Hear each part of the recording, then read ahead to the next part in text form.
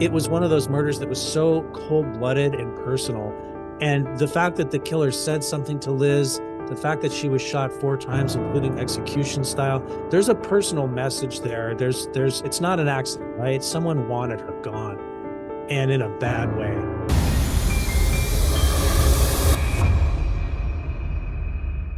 Hi, everybody, and welcome back to True Crime Unsolved. I'm Miles Reef. I'm here as always with my friend Sean Cahill. On this channel, we tackle the stories that the TV networks won't touch: unsolved murders, missing people, stories without an ending. Sean, what are we doing today? Hey, Miles. So today we're going to take a look at a unsolved homicide case. This is one from 2019. It's not super old. It's about 6 years at this point. And it is a truly mysterious case. It's gotten a lot of attention. Like you'll see this on the unsolved subreddits a lot. It's Liz Barraza is the victim's name. She's a 29-year-old woman from Tomball, Texas.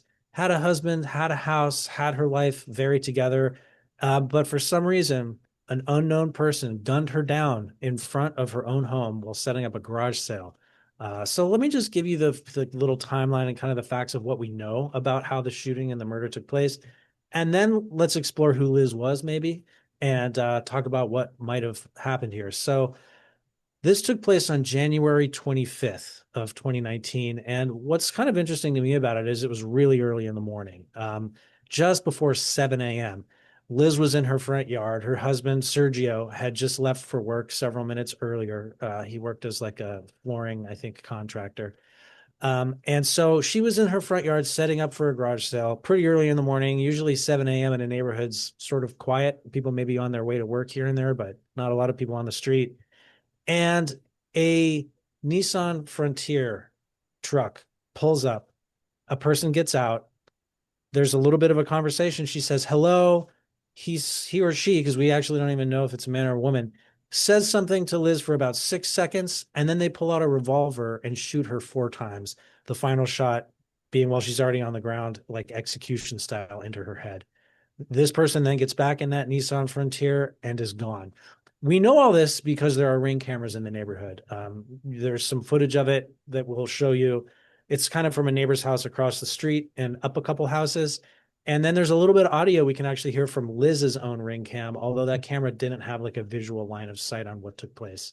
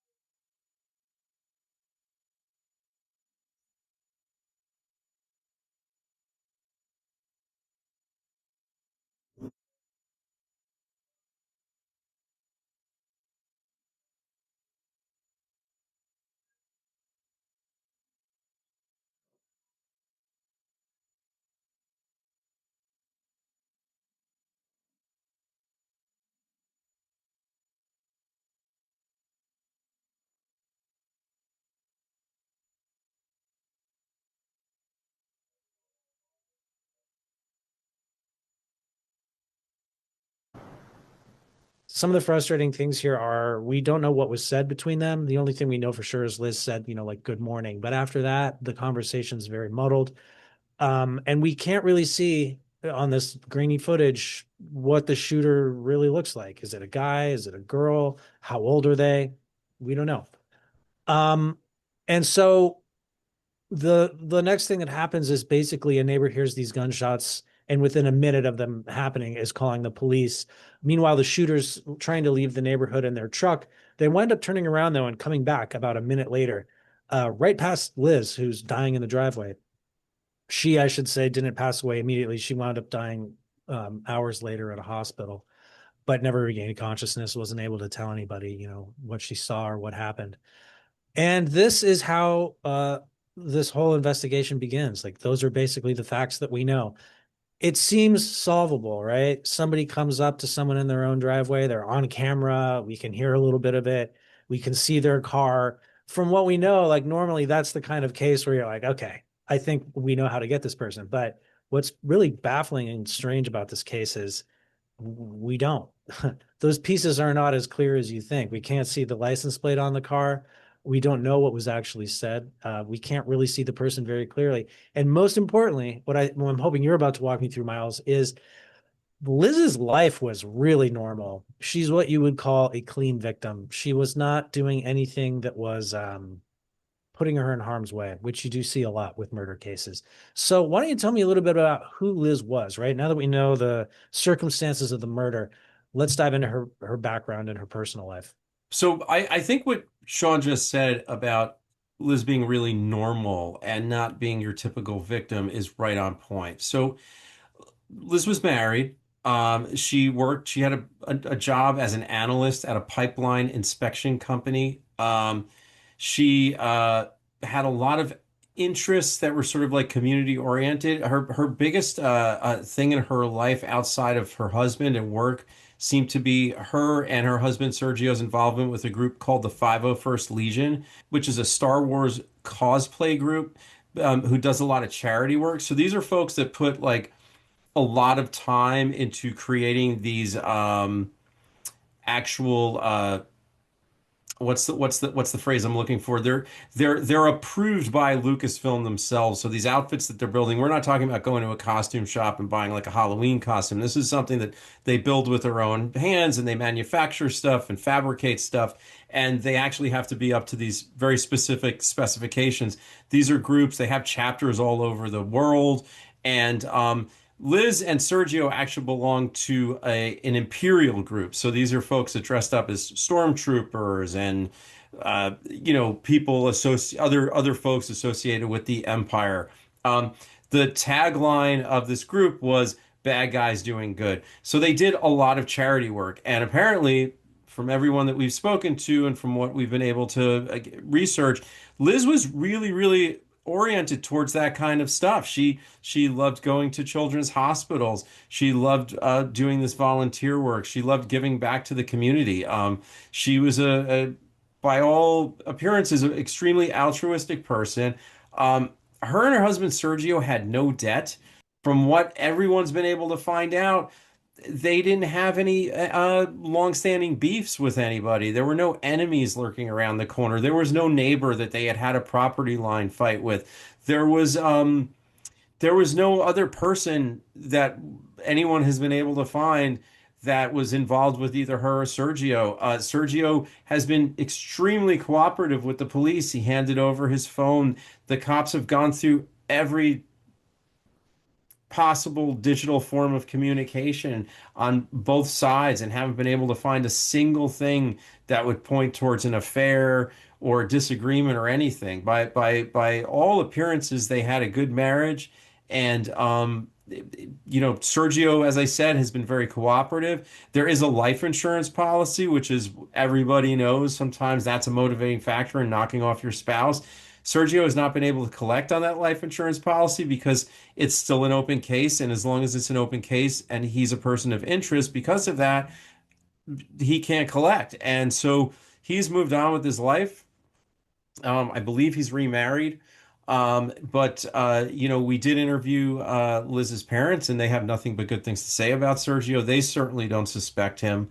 So it's a real head scratcher. Sean used the word baffling over and over again in his intro here, and this really is a baffling case because if you look at what happened, it's a targeted hit and it's a professional hit and it's clean. I mean, these guys they something that Sean didn't mention in the intro, there is shots of the truck coming in earlier that night, in the very early morning hours and sort of casing the house. So they had checked it out. They knew where they were going. It wasn't a random act. The garage sale that Liz was doing had been planned at the last minute.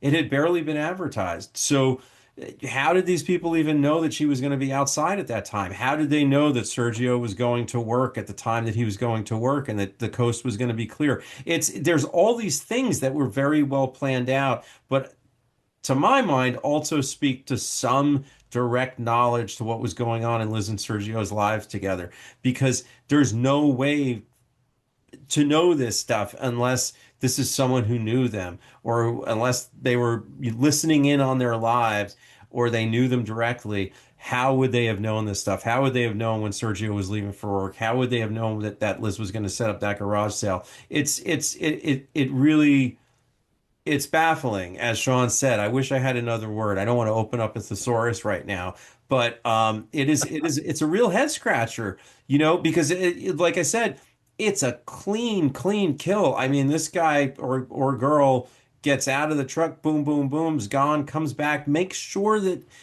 Why would you drive back other than to make sure that it had been successful? That again, that speaks to perhaps someone had hired this person and they wanted to go back and check that their work had been done, or they really, really wanted to make sure that Liz was gone. But as I said, this is a person who it doesn't seem like there was any reason for anyone to want her dead.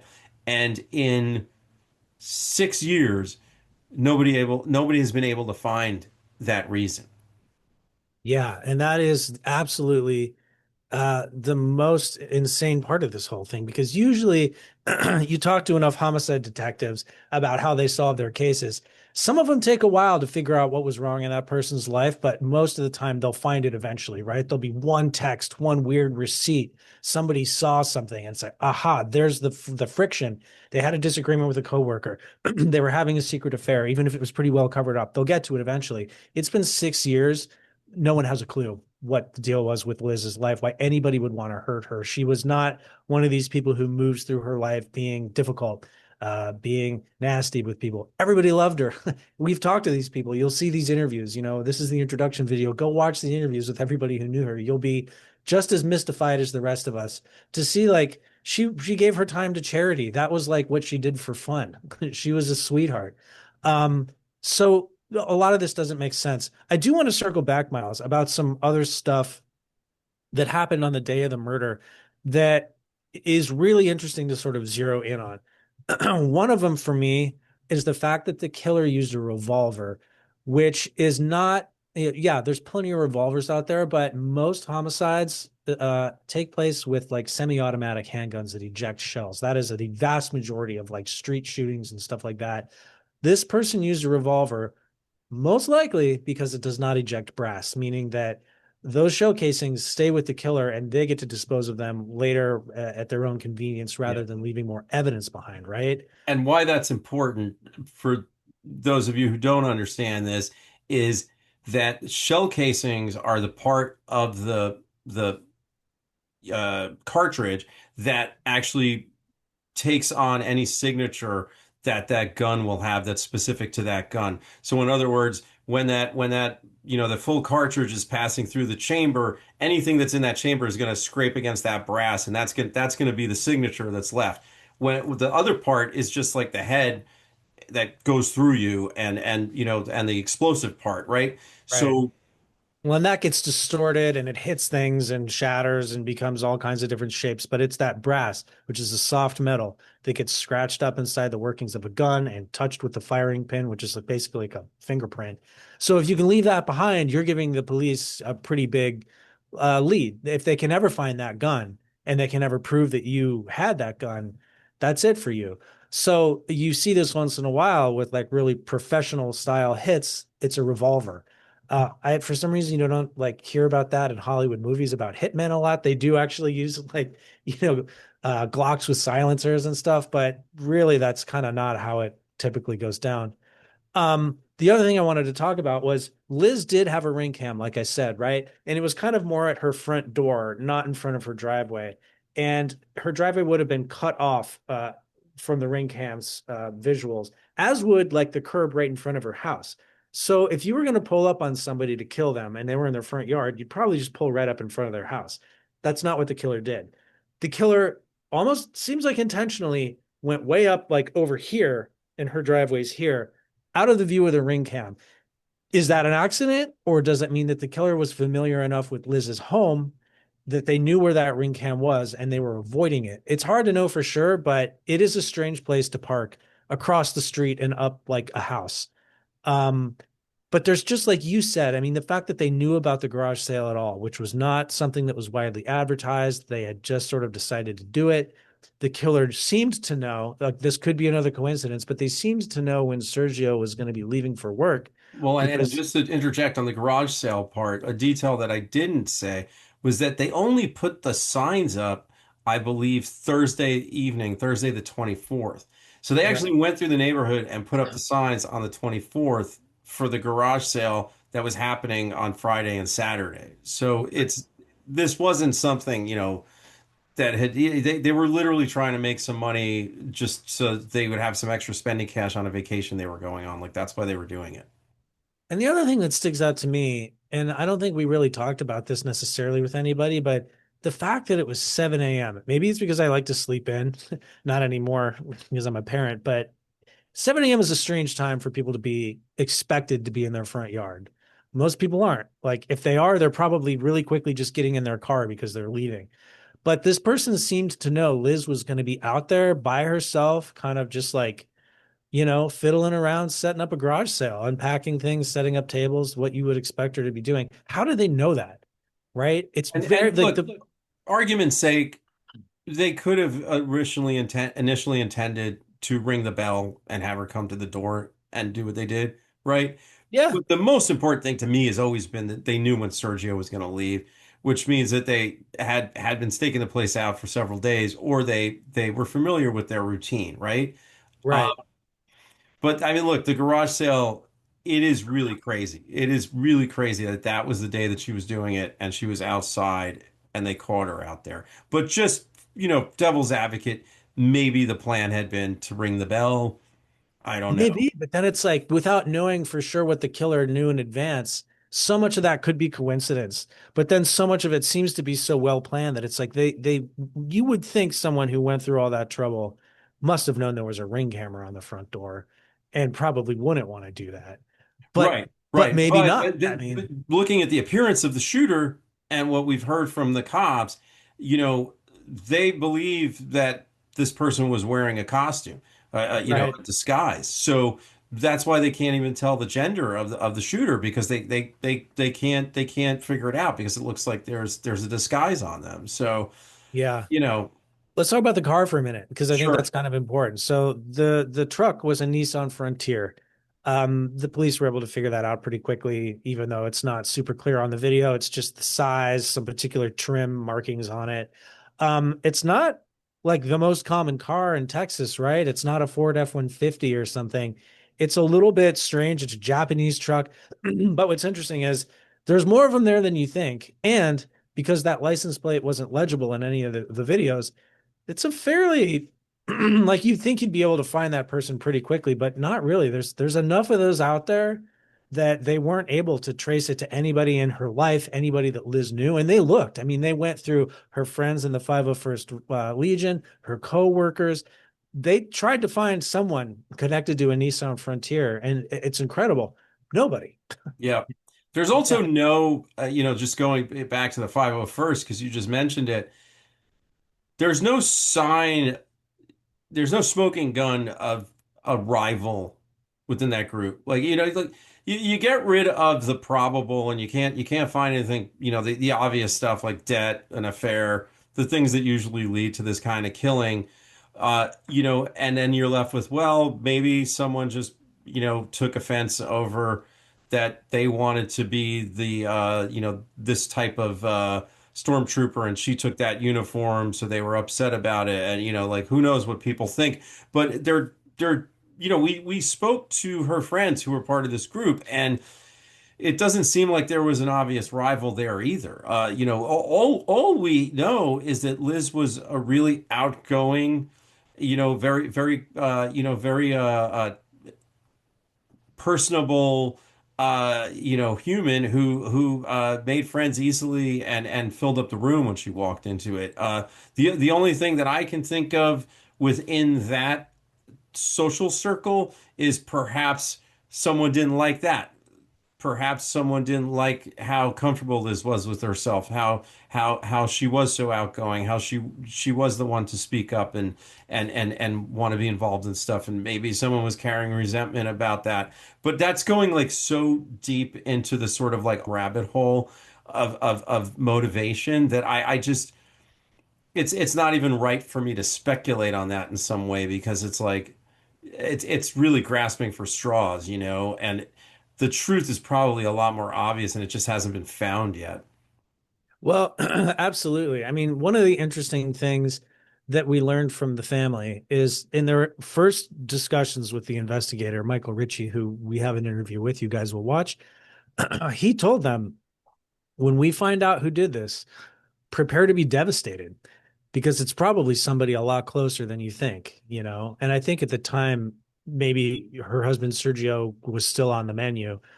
I mean, to be fair, everybody is still technically on the menu. It's an unsolved case, but I think it was one of those murders that was so cold-blooded and personal. And the fact that the killer said something to Liz, the fact that she was shot 4 times, including execution style, there's a personal message there. It's not an accident, right? Someone wanted her gone and in a bad way. So that lends itself to a personal motivation, right? It's not like someone who just has a passing interest in seeing her gone. It's someone who's like passionately interested in seeing her gone. You know what I'm trying to say? I Sometimes do. that you talk about these murders where there's overkill. Like the guy would have died if you stabbed him once, but you stabbed him 87 times because you Yeah, were angry at him. it's a crime of It's passion. I mean, they always say, stabbings, usually the person knows them, when you get up, you have to get up close there and do that. Like you see a lot of that in like domestics yeah, where it's very physical and as you said it's overkill, whereas when it is a higher job, it's a lot more calculated, and clean, and yeah. that's why this looks like a hired killing, because I mean they did what they needed to do and they got out. Yep. And I will also say supporting that too is the fact that Liz greeted them with like good morning, not hey Sandy or hey Ted. Like Right, she seemed like she didn't know them. Now that could be because of a disguise, like you mentioned, but it also could be, and my personal inclination is that she actually didn't know this person and it was a complete stranger to her. Which means that there's a proxy happening, right? Whoever wanted her dead is nowhere near that crime scene, not on camera, and that's what makes them hard to find. Like, they're one layer removed from the entire murder. You're going to have to find a motive. Someone's going to have to come forward with information that we don't know. The killer's going to have to confess, right? Like, oh, they'll get in trouble for something else maybe and try to get leniency by admitting what happened to Liz Barraza. You do see that sometimes, like I'll tell you about my involvement in this murder if I can shave off some years for the other murder that you got me for. And right, then we might learn about who paid him that way, maybe. right, Otherwise, it's getting old, but it's not that old. And when we talked to her parents, we said this. I mean, 6 years is a long time not to know what happened to your child.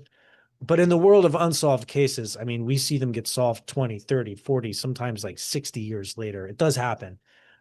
Uh, I hope Bob and Rosemary are around when we get answers on this one, but I do want to say I kind of think we might. Like this is one of those cases where right now it feels impossible, but the guy working it is really good. And you'll see when you watch our interview with Michael Ritchie, he's nobody's fool. Like he's on this. So I don't know. What do you think about that, Miles? I mean, this is a hard one for sure. It's a bit of a coin flip, but yeah. I mean it's hard to believe that it'll never get solved. It's very hard to fathom that, because this was obvious.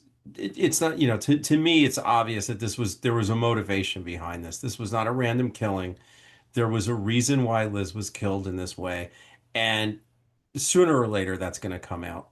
And I don't know if it's buried really deep in a place where the police have already looked. and eventually they're gonna get it a little bit deeper, or something's gonna happen, and they're gonna, oh, look over there, we haven't noticed that before. Or if, like you said, someone's gonna come forward, or if it was a higher job, the person that was hired is gonna get caught for something else, and they're like, well, I know something about this case, could we make a deal? Any of those things are possible. Those things have happened before in other cases. But it's very hard to believe that this will never be solved, because there is some big reason out there of why Liz Barraza was murdered in this way. This is not the kind of thing that just happens. This is not, this is not an act of rage. This is not a random act. This was a calculated, extremely well executed and planned out murder. Yeah, and the one thing I keep thinking about when I think about what happened to Liz is like most murders are over sex or money or revenge, right? And we've explored her life and we can't find any of that, like any motives from that angle. So it makes me think, is there something here that's much weirder, that someone has some sort of a thing where a normal person would have a hard time even guessing why that's a motive, right? You kind of mentioned it earlier, like they're jealous of her being outgoing and popular, or her positivity grates on them, right? Sometimes really negative people can't stand being around really positive people. It's like, they just don't fit. There might be something like that where someone just had it out for her for a reason that is totally abnormal and not within the normal wheelhouse of motives. So, I sort of apologize for that speculation earlier, but it's funny that you went back to that, because look, we're all sort of armchair detectives, right? Like that's why we're here. That's why we're interested in this stuff. We like thinking about these cases. The human condition is a fascinating thing, and its capacity for doing heinous stuff is really, really interesting. And I think understanding that is helps us manage living in this world in some way, right? And you know, it's in our nature to speculate and try to figure these things out. And if we look at the world that Liz was in, and the types of personalities that are in that world, I go back to what you were just saying, that maybe there's some person who was a little bit more on the antisocial side, a little bit more on the angry side, a little bit more on the us against them, like this is our little niche thing. And Liz being this bright, shining person who happened to just fall into this world of Star Wars cosplay and wasn't necessarily the biggest Star Wars nerd to start out with, which we know from interviewing everybody that she really wasn't that person. And she just kind of went along with it, but got into it and was really into the charity aspect of it and the social aspect of it. And is there some angry, dark personality in there who's like really, really committed to this stuff, who didn't like Liz's approach or her positivity graded on them? I can't think of anything better, unless there's some deep, deep, deep dark secret that hasn't been uncovered, that the cops haven't been able to find, that lies within someone that's already been interviewed, or someone, very closely related to her, which is always possible. Nobody's perfect. But after spending almost 2 hours speaking to Michael Ritchie, who's the chief investigating officer on this case, I have a hard time believing this guy hasn't found everything that he can find, because he's got a great track record, as you'll see when you watch that interview. And he's a bulldog. I mean, he won't let go of this case. So that doesn't seem like a guy who something's going to slip by. So either someone's buried something so well that nobody's been able to find it, or it is, as we were just saying, a very strange motivation that you wouldn't expect, which will be even more horrifying if her parents are still around, when these answers come out, because it's like, that really, that's you took this lovely young woman's life for that. But I can't think of anything beyond those two pathways. Yeah, and I mean, strange motivations do exist. I mean, David Berkowitz thought a dog told him to kill people. And I'm not saying this is going to be a serial killer or an insane person, but like no one would have guessed that until they heard it. And they're like, that's a new one, right? You watch enough true crime, you cover enough true crime, you're going to start once in a while running into really unique motives. And you're like, wow, I can't believe that person lost their life because this other person had this problem, or they looked at them wrong, or they cut them off in traffic and they waited 3 years to kill them. Like people are nuts, man. you know, and things happen sometimes where the usual list of motives are just not it. And those are the crimes that become really hard to solve if you're looking at it from a motive angle. So that's where we're at with Liz Barraza, guys. I mean, that's the long and the short of it. I will say the family has set up a really great website, whokilledlizbarraza.com. We'll put the link in the description. This is one of those cases that's got a lot of attention, and because of that, there's been some misinformation that has crept in. I know, like, without going deep into it, someone on Reddit, I think at one point, had tried to bring up that Liz was shot only 3 times, and that meant that the first shot of the 4 gunshots missed, and it like, okay, now they're thinking it's not a professional killer. Like that's the kind of thing that, first of all, isn't true. She was shot 4 times. Um, they got that from an erroneous like nurse's report who just didn't notice the first gunshot wound. But those are the little things that creep into cases like this when they get a lot of attention that suddenly become canon. The killer missed her. It can't be a professional killer. That's not even true. And even if they did, I mean, like, trust me, professional killers probably miss a few gunshots here Yeah, and well, there. I guess the chatter was always how would you miss point blank? And as Sean was saying, the first bullet didn't miss; it passed through her, and it actually lodged in their house. And so there was a fourth wound. There were only three bullets in her body, and that initial report, as Sean said, was from the ER nurse, and she was just going off what they had found in Liz's body. Yeah. And so the reason I bring it up is because the family put up this website with like a full timeline and information sheet so that any one of you who are interested in this case and either want to help and think about it and do your own sleuthing, or if you know something, like all the facts are there. Those are the real facts. Those aren't the Reddit facts or the Wikipedia facts. That's the actual from the detective and the family.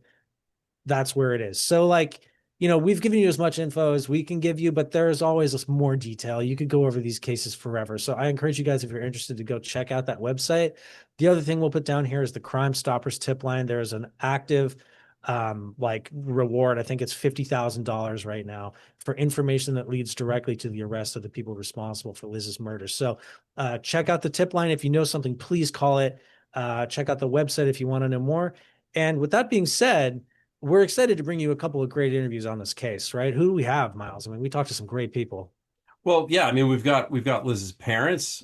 We've got, as Sean was talking about, her two like best friends. You know, this couple that did all kinds of stuff with Sergio and her, and we're also in the 501st. And we've got the investigating officer, Michael Ritchie, who is a rock star of cop. So we've really got all the bases covered here, from the personal side through the investigation.